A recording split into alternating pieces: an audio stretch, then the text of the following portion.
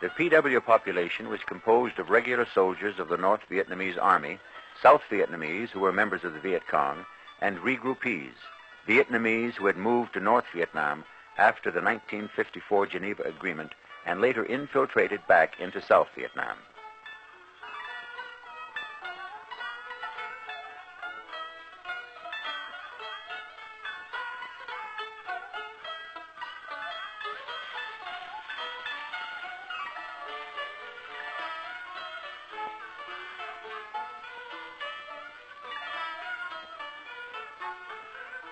PW were allowed to raise crops to augment their rations.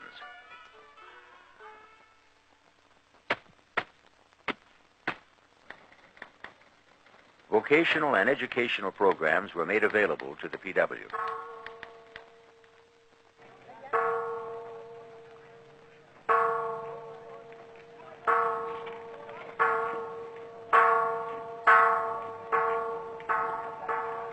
Generally, PW fell into one of three groups. New Life PW were former Viet Cong who made clear their desire to remain with the Republic of Vietnam after the war. The New Life PW were segregated from the others who remained committed to North Vietnam. The majority of the Communist PW did not pose substantial problems. There were some PW, however, who required segregation in order to maintain discipline and security, and these were referred to as hardcore. These PW were sullen and bellicose, refusing to cooperate with any of the self-help programs provided for the New Life and other Communist PW.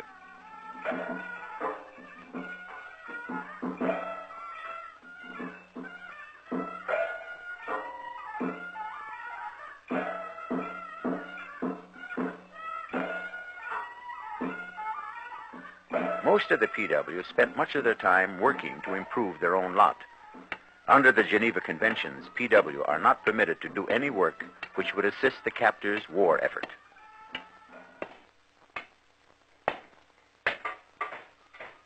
Vocational training facilities were used for the manufacture of artificial legs.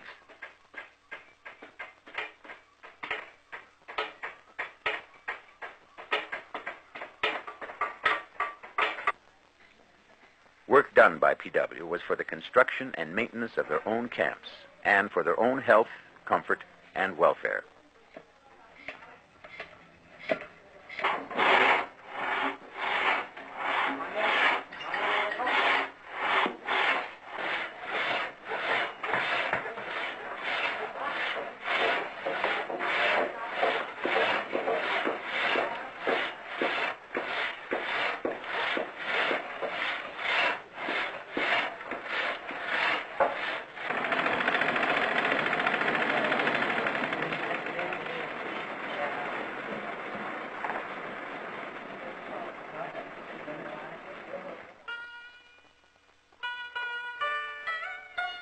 Each PW received all necessary medical attention.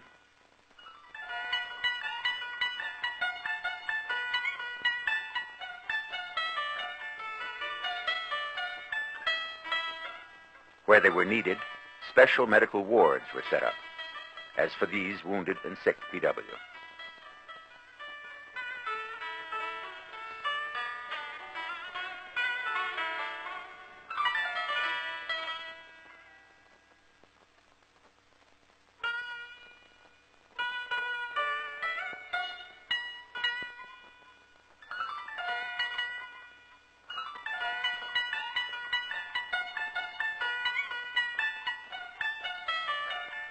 They were also allowed to receive treatment in accordance with classical folk medicine, as in acupuncture, when requested by the PW.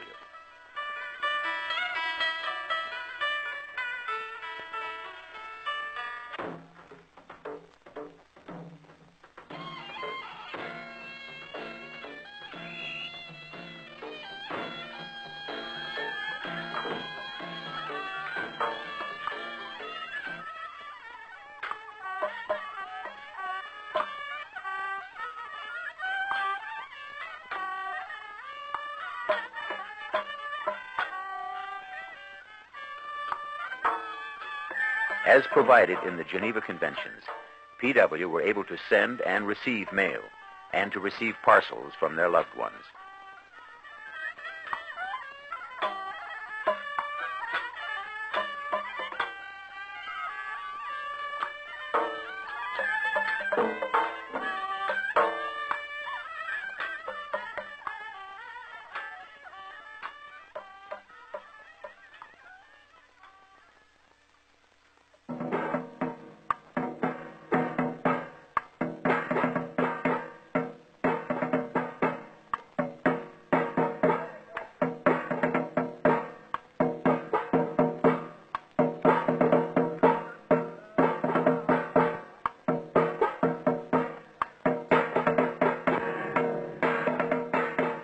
Traditional Vietnamese holidays were celebrated. There were Buddhist and Christian religious services.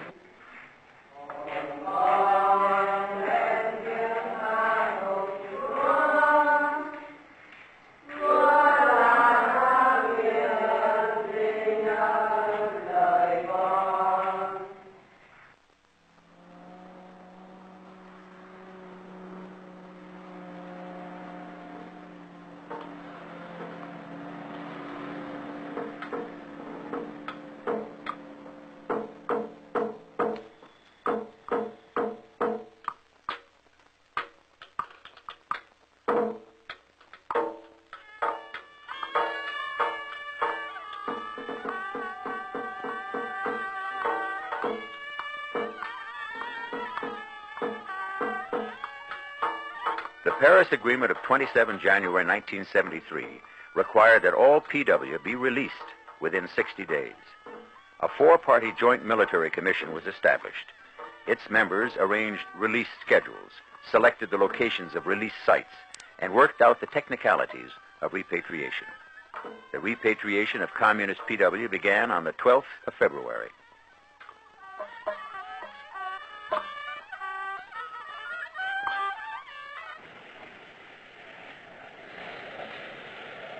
United States Air Force C-130s provided most of the necessary transportation.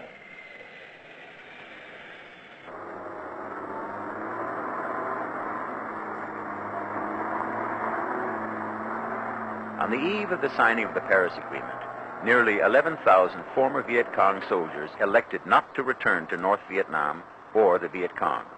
These new life PW were released into South Vietnamese society.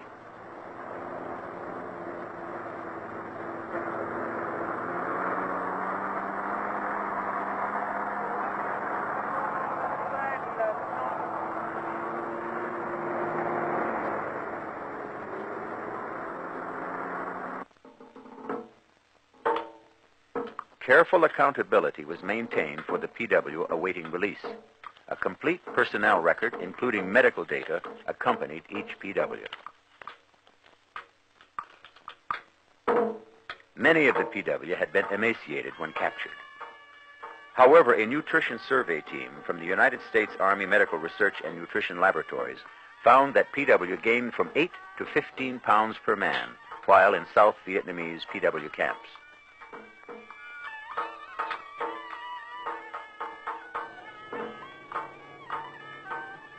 As the release operation began, not everything went according to schedule. At Bien Hoa, where movement to the airport was scheduled to begin at 6 a.m., PW refused to move until it received instructions from the Viet Cong. The Subcommittee on Captured Persons of the Joint Military Commission was dispatched from Saigon to confer with the reluctant PW.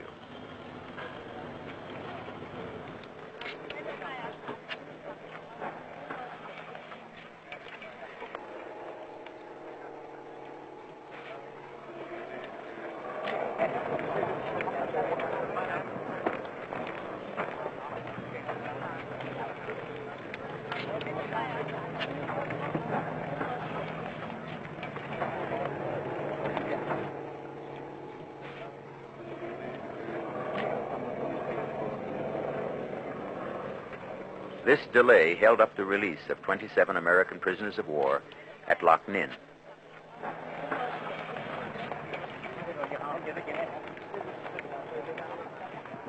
After a lengthy meeting, the PW agreed to start the repatriation.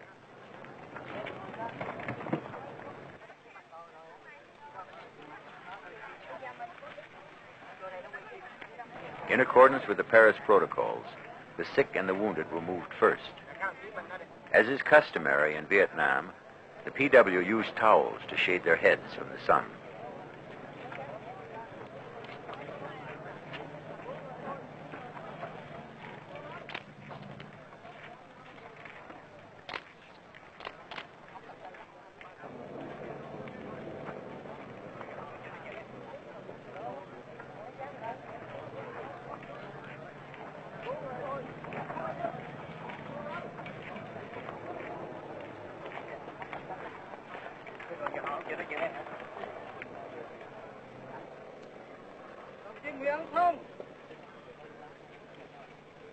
Accountability was strictly maintained both in the camps and at the release sites.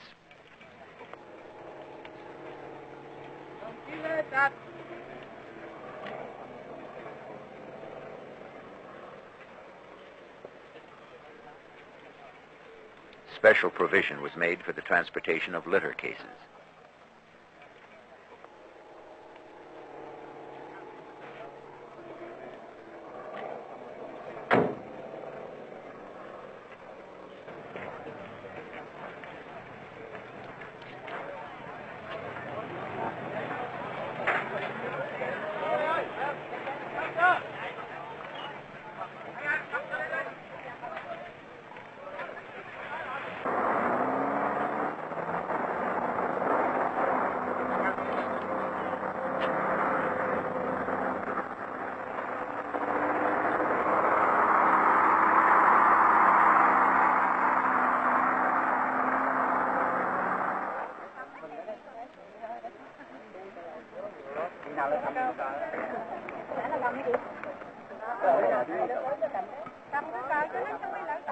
Other difficulties were encountered during the release of the women.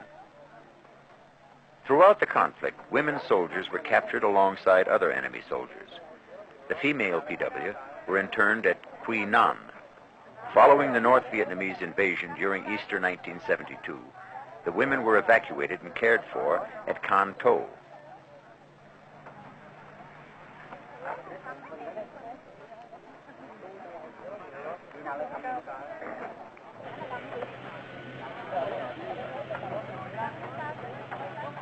As a group, they remained difficult and contentious, discarding clothing, daily rations of rice, and other personal items, and staging fainting spells at release sites.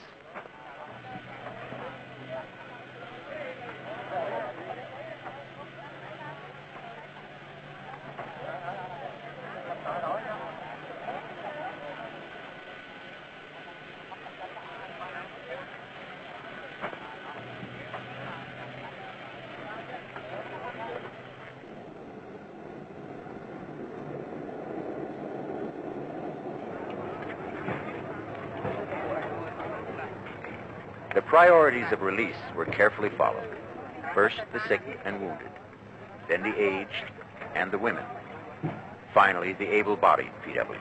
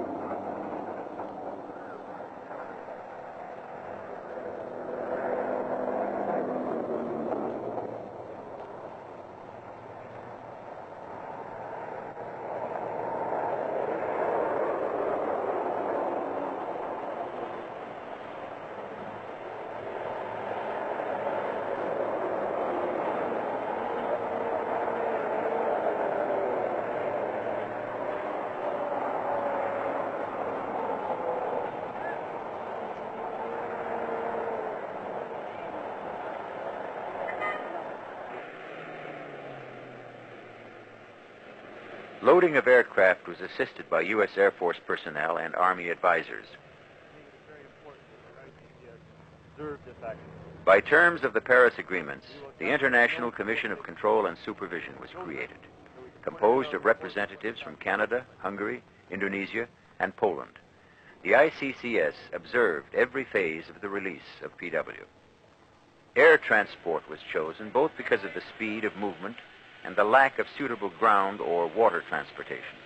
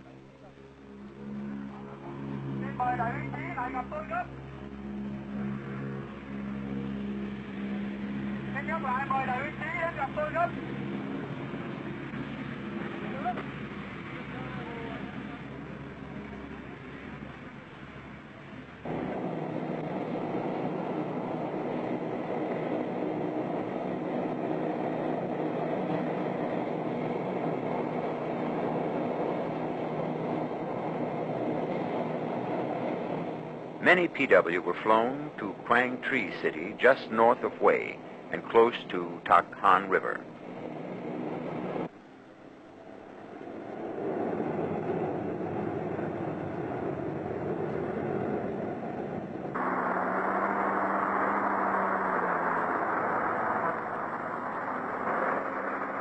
They were then moved by truck through Quang Tri City, a bitter reminder of the war.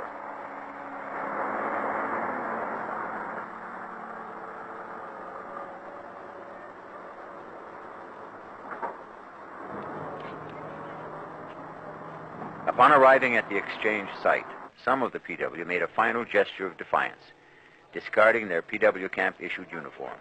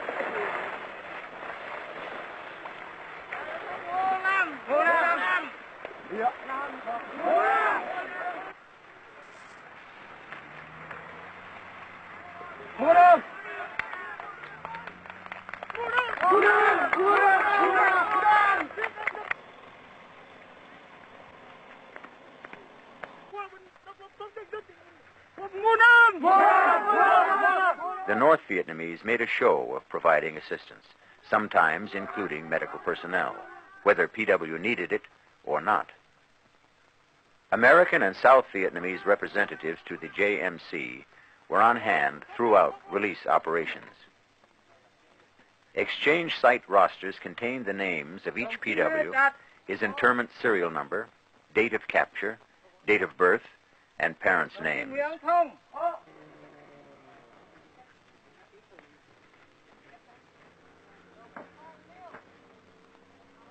As each man was checked off, he was moved to a new tent to receive a fresh uniform.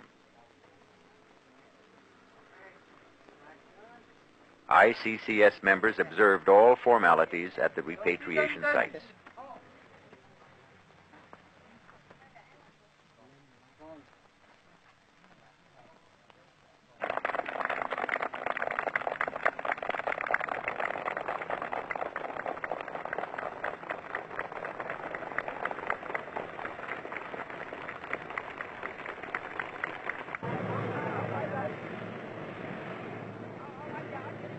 As each new group of PW reached an exchange site, the same rituals of defiance were repeated. This was at Loc Ninh.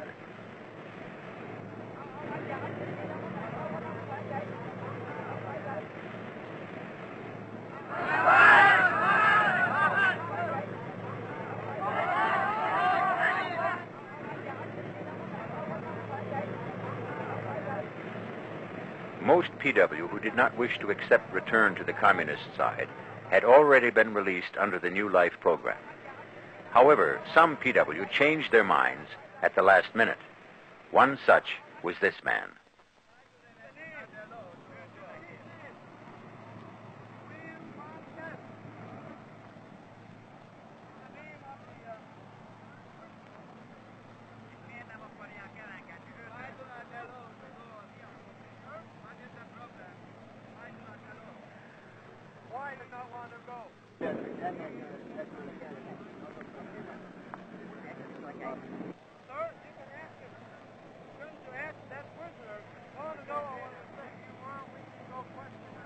While the ICCS discussed what should be done, a group of newly released PW moved into the area.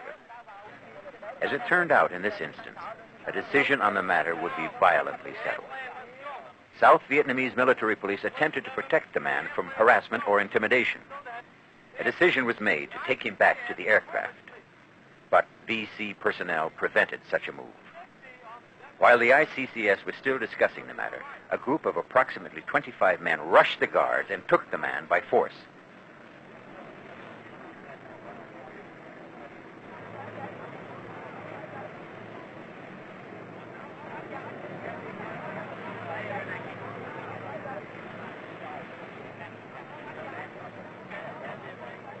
They dragged him off behind the release site and away from the cameras, beating and kicking him. VC officials at the site did nothing.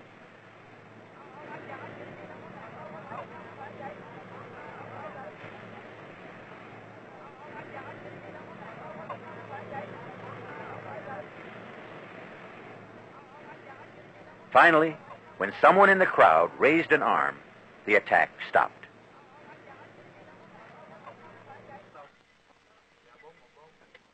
Later, at the insistence of the ICCS, the man was brought to their shelter for questioning.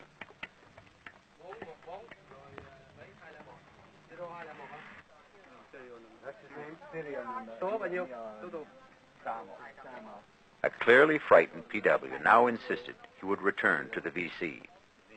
The South Vietnamese asked if the man was giving his answers under mental duress as a result of the beating. The ICCS decided that if the man was beaten and still wanted to stay, that was up to him. I saw him grabbed by the other prisoners and dragged on the ground. And when he answered questions here, his mouth was bleeding. And when I first saw him on the tarmac, his mouth was not bleeding. Lúc đấy tại sao anh lại không trở về? Lúc nãy tại sao anh lại không chịu với mạng? Lúc nãy, hồi nãy là vì quá sự kiện kẹp tôi không trở về được. Nghe rõ nhá. Nghe ai uống xe, ai uống cái tâm.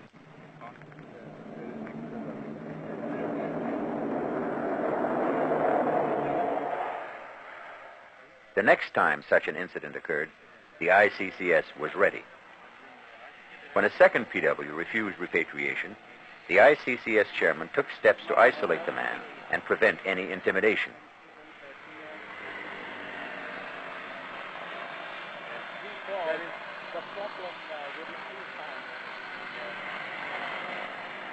Bây giờ thì phía của Việt Nam Cộng Hòa chưa trao trả cho chúng tôi. He was escorted directly to an ICCS shelter.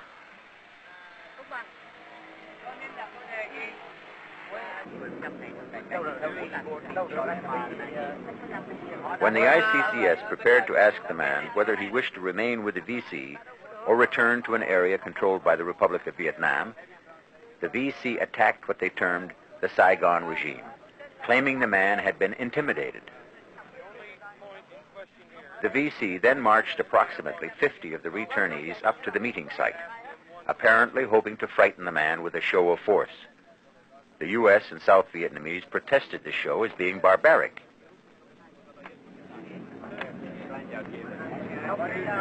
The only thing we should do is the same as we did the last time. We do the same on the last man. We ask him, does he want to stay or does he want to go? It was finally agreed to allow the man to return to territory controlled by the Republic of Vietnam.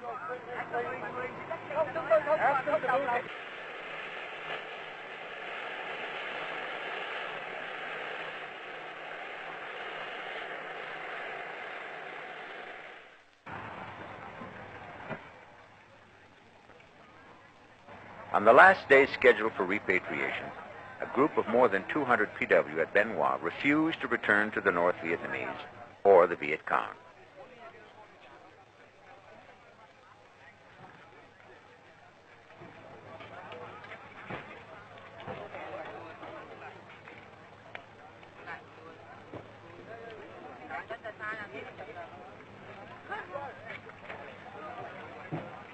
the North Vietnamese and the Viet Cong refused to witness the event.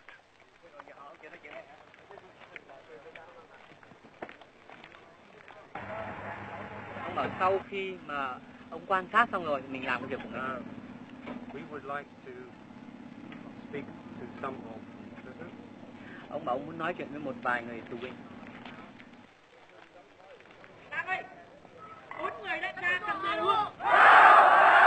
The PW were notified that they would not be forcefully repatriated, but would be released in South Vietnam instead.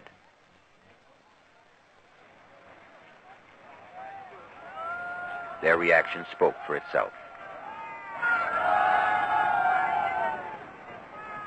The United States, the Republic of Vietnam, and her other allies in the recent conflict share with more than 130 nations a special commitment to the civilized standards in the Geneva Conventions. The human rights of the captured were protected. Their wounds or illnesses were treated. The PW were interned in accordance with international law.